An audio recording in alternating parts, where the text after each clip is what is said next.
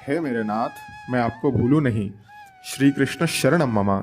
श्रीमद्भागवत रहस्य के एकादश स्कंद के उद्धव गीता प्रसंग के अंतर्गत आज श्री डोंगरे जी महाराज कहते हैं, साधक को भगवान नाम का आश्रय लेना चाहिए।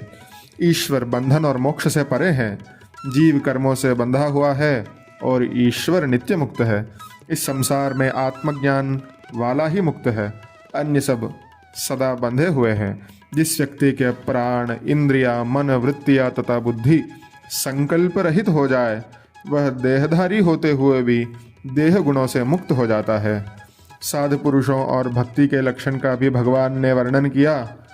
श्री कृष्ण ने कहा, है उद्धव, मैं तुम्हें सत्संग का महिमा सुनाता हूँ। और भगवान ने दयापूर्वक कहा, वृत्रासुर, प्रहलाद, बलिराजा, विभीषण, सुग्रीव, हनुमान, कुब्जा, व्रज की गोपियाँ आदि सत्संग के द्वारा ही मुझे प्राप्त कर सके थे। वे वेदों से भी अज्ञात थे और उन्होंने तप भी तो नहीं किया उद्धव, फिर भी वे सत्संग से प्रेरित हुए और उसी सत्संग के महात्म्य के कारण मुझे पा सके। सत्संग से मनुष्य की क्या उद्धव, पशु पक्षी तक का जीवन भी सुधरता है। कामी के साथ रहकर ध्यान आदि नहीं हो पाएगा, साधन नहीं हो पाएगा उद्धव। मनुष्यों के संग में बसकर मनुष्य बन पाना सरल है, किंतु ब्रह्मनिष्ठ महात्मा बनना कठिन है। सो हमेशा सत्संग में रहने का ही प्रयत्न करो।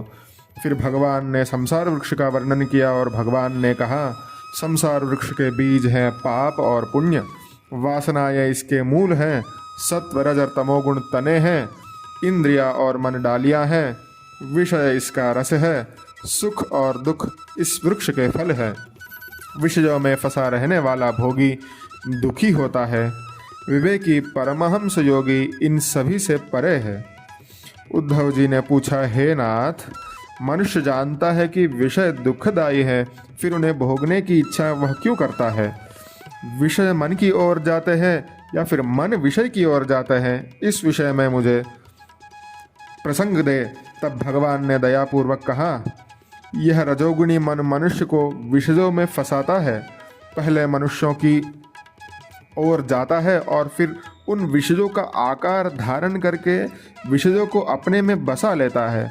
मन विषयाकार हो जाता है। मन स्वयं विषयुक्त बनकर जीव को निरंतर सताता है। विषयों का चिंतन प्रभु भक्ति में बाधक है।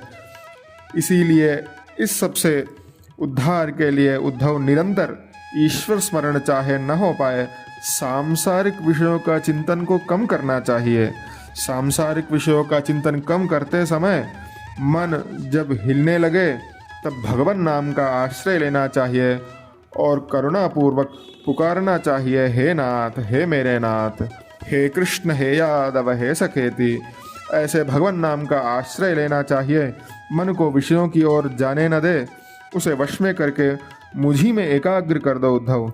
ईश्वर में मन का लय करना ही महान योग है और इस योग में हमें मदद देने वाला भगवान नाम है। निरंतर हे शंभु, हे शंकर, हे हरेति, हे शंभु, हे शंकर, हे हरेति इत्यादि नामों का आश्रय लो उद्धव।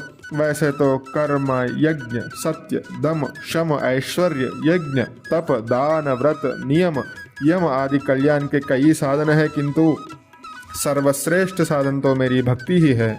सर्वश्रेष्ठ साधन तो मेरी भक्ति ही है। भक्ति सभी पापों को जलाकर भस्म कर देती है, भस्म कर देती है। निरंतर भगवत भक्ति में तन मन को पावन करो।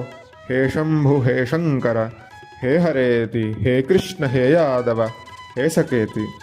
भगवान ने यहाँ पर भक्ति का महात्म्य सुनाया है।